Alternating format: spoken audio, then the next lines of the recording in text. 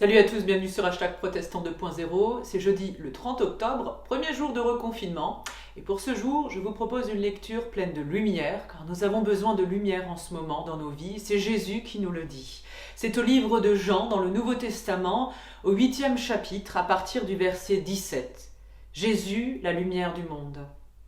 Jésus adressa de nouveau la parole à la foule et il dit « Je suis la lumière du monde. Celui qui me suit aura la lumière de la vie et ne marchera plus jamais dans l'obscurité. » Les pharisiens lui dirent alors « Tu te rends témoignage à toi-même. Ton témoignage est sans valeur. » Jésus répondit « Même si je me rends témoignage à moi-même, mon témoignage est valable.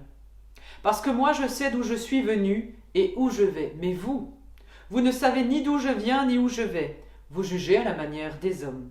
Moi je ne juge personne. Cependant, s'il m'arrive de juger, mon jugement est valable parce que je ne suis pas tout seul pour juger, mais le Père qui m'a envoyé est avec moi. Il est écrit dans votre loi que si deux personnes apportent le même témoignage, ce témoignage est valable. Je me rends témoignage à moi-même, et le Père qui m'a envoyé me rend témoignage aussi. Ils lui demandèrent « Où est ton Père ?» Jésus répondit « Vous ne connaissez ni moi, ni mon Père. Si vous me connaissiez, vous connaîtriez aussi mon Père. » Ici, les pharisiens cherchent à tout prix à juger et à condamner d'une manière qui est humaine. Mais pour Jésus, juger, c'est d'abord mettre en lumière ce qu'on préférerait laisser dans l'ombre. Par cette lumière, Jésus révèle la vérité sur la vie de toute personne qui l'écoute. Il révèle aussi qui est le Père, un Dieu plein d'amour, un Dieu qui nous veut en lumière, qui nous veut en vie et qui nous veut aussi en bonne santé. Alors pour ce premier jour de reconfinement, à nous qui avons besoin de sortir des obscurités, de nous faire du bien, si vous avez envie d'allumer une bougie aujourd'hui, c'est l'occasion.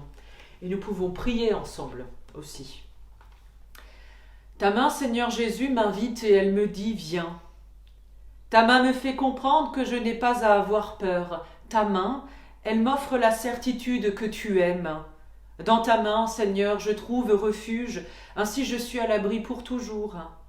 Et si malgré cela, je devais tomber dans un abîme, je sais qu'au fond de cet abîme, ta main serait toujours là pour m'accueillir. Personne ne peut m'arracher de ta main aimante. Oui, Jésus, que ta main me saisisse moi aussi, car dans ta main tout s'arrange pour mon bien. Amen. Je vous souhaite une journée dans les mains du Seigneur, en paix, dans sa grâce.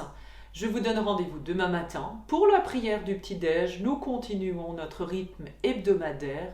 On se retrouvera dimanche pour un temps de culte live dans l'église de Mittesheim, où je serai toute seule pour partager avec vous en direct sur Facebook un temps de prière et de méditation avec vous. D'ici là, portez-vous bien.